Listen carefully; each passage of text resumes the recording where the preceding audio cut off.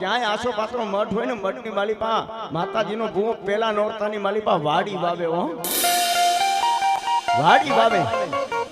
ઈ વાડી છે ને ઈ વસ્તી છે હો, પણ વાડીની માલિપા વાડી વાવે ઝવેરા વાવે.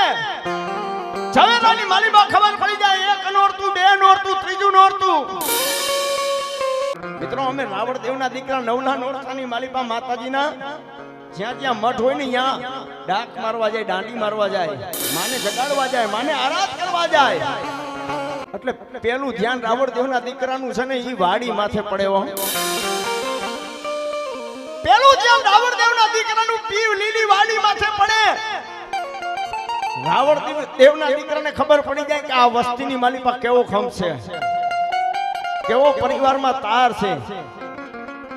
વાડી ફરતી વાવી હોય ને ક્યાં કામ નો ઉઈકી હોય, આ બાજુ ઉઈકી હોય, આ બાજુ નો ઉઈકી હોય, એટલે વાડીની માલિપા ખબર પડી જાય હો.